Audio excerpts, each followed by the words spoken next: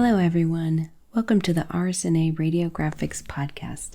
My name is Sarah Bastawrous, and I am an abdominal imaging radiologist from Seattle, Washington. This week on the podcast, I will discuss the recent article titled MR Defecating Proctography with emphasis on posterior compartment disorders.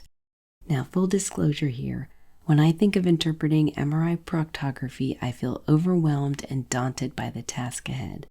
But fear not, the authors do an excellent job in providing a practical and approachable overview of the technique, basic concepts, and anatomic abnormalities of posterior compartment pathologies, as well as guidelines for reporting templates and lexicons.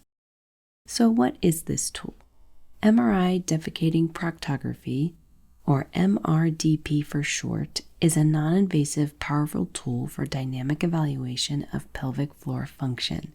It provides multi-compartment visualization and is able to evaluate the complex and dynamic interplay of the pelvic floor compartments. It also provides a highly detailed anatomic assessment of the pelvic floor supporting structures, including the pelvic floor musculature and the endopelvic fascia, making it advantageous over conventional fluoroscopic defecography. Why do we need these exams? Well, pelvic floor disorders are prevalent and can be debilitating by significantly diminishing the quality of life of affected patients. Women older than 50 comprise the largest group of patients with pelvic floor disorders, likely due to supportive structure laxity related to pregnancy, as well as age-related hormonal changes. In the United States, nearly 25% of women receive a diagnosis of pelvic floor disorder, with approximately 200,000 women per year undergoing surgical treatment, and so imaging plays a key role in the multidisciplinary care of these patients. Let's briefly talk about pelvic floor anatomy. Here, I will focus on the female pelvis as it's primarily discussed throughout the article, although the main concepts are universal. So, the female pelvis is divided into three compartments. The anterior compartment contains the urinary bladder and urethra, the middle compartment contains the uterus and vagina, and the posterior compartment contains the rectum and anal canal. The pelvic supporting structures are formed by three layers, from cranial to caudal, the endopelvic fascia, the pelvic diaphragm, and urogenital diaphragm. The pelvic diaphragm is very important because it provides resting tone to the pelvic floor and is formed by the levator ani muscle group. The urogenital diaphragm is fibromuscular connective tissue, inferior to the pelvic diaphragm, that serves as an attachment for structures such as the perineal body, anal sphincter, and perineal muscles. I urge you all to check out the visually beautiful and extremely helpful anatomic drawings of the pelvic floor structures that are in this article. Now moving on to technique. There is a table in the article, Table 1 to be exact, that summarizes the MRI pulse sequences recommended by the Society of Abdominal Radiology disease-focused panel on pelvic floor dysfunction. In addition to that, there is another table, Table 2, that describes acquisition techniques routinely used at the author's multi-site enterprise. Briefly, this includes possible concurrent endo-anal evaluation during MRDP, which includes high contrast resolution T2 weighted small field of view images of the anal sphincter complex acquired with an endorectal coil before administration of rectal contrast. A key component of MRDP is the acquisition of dynamic MR images to accurately depict the pelvic floor during squeezing, defecation, and the post-defecation Valsalva maneuver, which are performed without an endorectal coil and after rectal contrast administration. Patient coaching and engagement are very important here, which includes patient education before and patient coaching and encouragement during the procedure. A few points to note here when coaching patients before the procedure. The term Kegel can be replaced with squeeze and refers to squeezing of the anus and lifting of the pelvic floor. Valsalva can be replaced with bear down, and defecation refers to bearing down and evacuating rectal contents. Patients can be instructed to try to defecate until either the gel has completely been expelled or at least 3 attempts at evacuation have been made. If the patient's effort is suboptimal, it can lead to underestimation of the degree of pathology. Interpreting the imaging findings can be overwhelming, but this article does an excellent job of describing normal findings as well as the abnormal imaging of posterior compartment disorders. Also, there are many excellent videos throughout the article which help show the imaging findings on MRDP. Identifying normal anatomy and normal defecation is essential in identifying abnormalities. Key landmarks to identify on midline sagittal images are the pubococcygeal line, abbreviated as PCL, the anorectal junction, the anterior-posterior length of the pelvic hiatus, which is the H line and is normal when it measures less than or equal to 5 centimeters, and the caudal descent of the pelvic floor, which is the M line, and all of this is summarized well in Table 5. The M line is drawn perpendicular from the PCL to the posterior aspect of the H line and is normal when it measures less than 2 centimeters. The squeeze, or Kegel, and Valsalva maneuvers provide insight on the pelvic voluntary musculature and function of other supporting structures. Valsalva maneuver is performed after defecation to reveal any pathology that was not present when the rectum and bladder were distended. At MRDP, the rectum should evacuate the majority of the contrast within 60 seconds. However, some patients with normal function have difficulty emptying the rectal gel while in the supine position. Now that we have a general sense of normal, let's discuss some of the posterior compartment disorders that are seen with MRDP. Rectal intussusception. Rectal intussusception is an infolding of the rectal wall into the more distal rectum or anal canal during defecation. Patients experience symptoms of incomplete evacuation, straining, frequent trips to the bathroom, and fecal incontinence. This is one of the more common disorders, and in a study of 62 patients with mucus discharge, rectal intussusception and rectal prolapse were the most common anomalies seen at proctography. Rectal prolapse, also referred to as extra-anal rectal intussusception, can have symptoms of bleeding and tenesmus. At MRDP, rectal intussusception is identified at the end of evacuation and is defined based on its location of either intrarectal, where the apex of the intussusception remains in the rectum, intraanal, where the apex of the intussusception impinges on the internal anal orifice or extends into the anal canal, or lastly, extraanal, where the rectal intussusception is equal to external rectal prolapse. The treatment for rectal intussusception depends on the severity of symptoms and often begins with conservative management, including dietary modifications, laxative use, and biofeedback. There are excellent figures and drawings of rectal intussusception in this article, which are figures 9, 10, and 11. The next disorder is solitary rectal ulcer syndrome. This refers to focal thickening and inflammation of the distal rectum that can be associated with ulceration seen at endoscopy. Patients experience constipation, prolonged straining, and rectal bleeding. Contrary to the name, most patients have multiple ulcers at endoscopy, along with smooth muscle proliferation and fibromuscular obliteration of the lamina propria at histology. This entity has nonspecific imaging findings and can be seen with rectal intussusception with wall thickening and polypoid lesions that may mimic malignancy. Given the frequent straining that these patients experience, cul-de-sac hernias may also occur. Treatment of solitary rectal ulcer syndrome ranges from dietary modification to surgery with rectopexy, depending on the severity of symptoms. The next posterior compartment disorder is rectocele. A rectocele is an abnormal extension of the rectal wall during straining, with respect to the location of the wall at rest. Rectoceles can be anterior, posterior, or lateral. Anterior rectoceles are most common and result in mass effect of the rectum on the posterior wall of the vagina. It is caused by stretching or tearing of the rectovaginal fascia. Clinical symptoms vary from perineal and vaginal pressure to constipation and incomplete bowel emptying. On MRDP imaging, rectoceles can be seen during defecation or valsalva, and on sagittal T2 weighted images, the anterior rectocele is measured along an anterior-posterior line extending from the anterior wall of the rectocele to the expected normal location of the anterior wall of the rectum.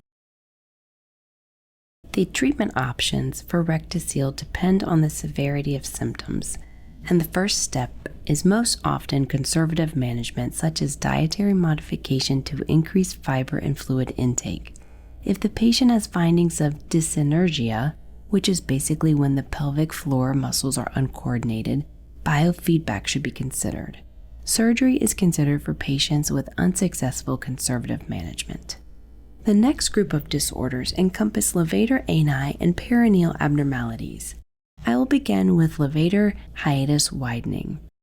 The levator hiatus is bound by the inferior margin of the pubic symphysis and the puborectalis component of the levator ani muscle, and is the largest potential hernial aperture in the human body. During valsalva and defecation, the hiatus relaxes radially and caudally. This degree of radial relaxation is evaluated by measuring changes in the H-line length between rest and provocation maneuvers, and caudal relaxation is assessed by using the M-line. The presence of significant pelvic floor prolapse will result in increased length of the H and M lines, indicating widening and descent of the levator hiatus. Levator ani muscle disruption is the detachment of one or more multiple muscles from their pubic bone insertion. In some cases, the muscle is replaced by fibrosis. These injuries cause muscle weakening and widening of the levator hiatus, predisposing to pelvic organ prolapse.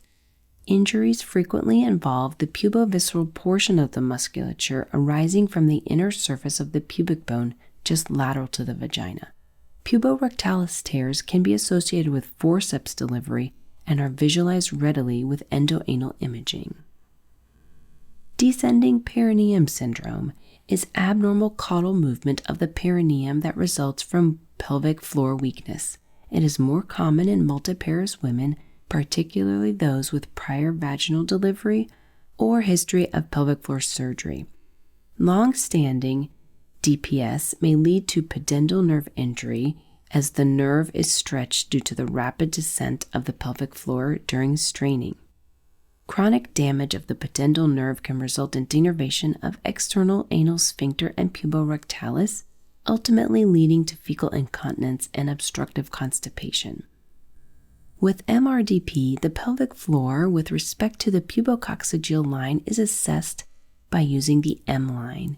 The exact cutoff value of the M-line that is diagnostic of DPS is difficult to establish given the heterogeneity of literature on this topic. An M-line shorter than 2 centimeters is typically seen in the majority of patients who do not have functional bowel symptoms, whereas values greater than 3 to 4 centimeters are suggestive of DPS. And the last topic of this section is anal sphincter abnormalities. Normal defecation requires integrity and coordination of the anal sphincter complex. The external anal sphincter is composed of skeletal muscle, allowing voluntary control of continence. An internal sphincter is composed of smooth muscle and provides involuntary control of continence. On T2-weighted MRDP images, the anal sphincter complex can be evaluated in multiple planes and assessed for features of atrophy, tear, and thickening. The sphincter should demonstrate similar circumferential thicknesses, and the craniocaudal length of the internal anal sphincter should range between 3 and 6 centimeters. Anal sphincter atrophy can result from prior muscular or nerve injury, and patients experience incontinence due to diminished anal sphincter tone. The degree of muscle loss can be graded as mild atrophy, which is less than 50% thinning or fatty replacement, or severe atrophy, which is greater than or equal to 50% thinning or fatty replacement. Other MRDP features of anal sphincter atrophy include decreased internal anal sphincter length and incomplete closure at rest. In contradistinction, hypertrophic myopathy is a rare cause of proctalgia and obstructive defecation related to spasmodic contraction of the anal sphincter. MRDP can help differentiate hypertrophic myopathy from pelvic floor dyssynergia by showing a diffusely thickened and elongated internal anal sphincter muscle as well as obliteration of the intersphincteric space due to hypertrophy. Thickening of the internal anal sphincter is often seen in the setting of extra-anal rectal intussusception and enteroseals. I briefly mentioned dyssynergia earlier in the podcast, and I'd like to discuss this functional disorder a bit more in detail here. Inadequate rectal propulsive forces and increased resistance to evacuation occurs in up to 7% of the adult population. Patients may report having rectal pain, prolonged straining, and incomplete evacuation. In contrast to structural causes of obstructive defecation, dyssynergia represents a functional defecation disorder that is characterized by paradoxical puborectalis contraction and/or impaired relaxation that may occur at the puborectalis or anal sphincter levels. Patients with dyssynergia can be diagnosed and treated without imaging, and those with an equivocal presentation or severe symptoms can benefit from MRDP, which can establish the diagnosis and assess for coexisting abnormalities, such as cul-de-sac hernia or extra-anal rectal intussusception that can also account for symptoms. Dyssynergia manifests on MRDP as abnormal contraction of the puborectalis, causing anorectal angle narrowing despite signs of attempted defecation, such as anterior abdominal wall bulging and anorectal junction descent or M-line lengthening, in conjunction with delayed evacuation. Dyssynergia is primarily managed conservatively with dietary modifications to reduce constipation and biofeedback. Interventional procedures such as myomectomy and Botox injection have not demonstrated superiority over conservative management. This article also guides us on the appropriate lexicon and reporting templates.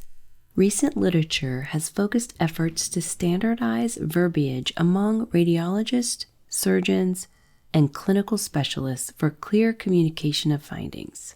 The recent publication by the Pelvic Floor Disorders Consortium Working Group on MRI of Pelvic Floor Disorders provides a template for reporting objective measurements obtained on MRDP images and subjective assessment of visual features for each compartment. This report template is summarized in Table 4 of the article. The previously published grading terms small, mild, moderate, and severe are not included in the recommended reporting template as these terms can cause misunderstanding of symptom severity. Instead, objective measurements should be reported. The final section of this article is to discuss the surgical perspective and how MRDP aids in treatment planning. Many of the described disorders are initially addressed with conservative treatment such as dietary modification and pelvic floor physical therapy. However, when conservative measures are unsuccessful or anatomic abnormalities are having a significant impact on quality of life, surgery may be required. The surgical management of posterior compartment disorders pertaining to the pelvic floor is an area of ongoing debate. There is paucity of randomized controlled trials and large-scale observational studies to definitively guide surgical decision-making. To this end, international expert groups recommend that any surgical intervention be performed by a surgeon with specialist-level expertise in pelvic floor procedures, with the goal of restoring anatomy and improving symptoms. MRDP provides the surgeon with an anatomic roadmap to achieve these objectives. Radiologists who interpret MRDP studies should work in close liaison with surgical colleagues and the care team to ensure that what is being sought on images and reported helps guide decision-making. Surgical management of rectal intussusception can be achieved by using transperineal or transabdominal approaches. An MRDP provides a visual understanding of the craniocaudal extent, degree of bowel wall involvement, anatomic lead point, and additional pelvic floor abnormalities, all of which are considered when planning surgery. Intraanal or extraanal intussusception suggests the need for surgery, and in some instances, patients with intussusception that touches the top of the anal canal may benefit from surgical intervention. Injuries to the anal sphincter complex can lead to fecal incontinence. However, some of these injuries can be surgically corrected. For example, disruption to the external sphincter complex can potentially be repaired with sphincteroplasty. A sphincteroplasty can be performed at the time of treatment of other pelvic floor disorders. If the injury is left untreated, the patient may continue to experience incontinence. In conclusion, MR defecating proctography is a valuable tool with multiplanar capabilities and high contrast resolution that allows for direct visualization of pelvic organs as well as the muscular anatomy of the pelvic floor. As radiologists, our knowledge of the anatomy, techniques, and standard terminology is fundamental for optimal interpretation of MRDP. Familiarity with key information that surgeons need for planning patient management and intervention is a vital component of the radiologic evaluation of pelvic floor disorders. Well, I really hope you enjoyed this RSNA RadioGraphics podcast episode. Please make sure to check out the fantastic images, drawings, and movies that this article has to offer. Thanks so much for joining me.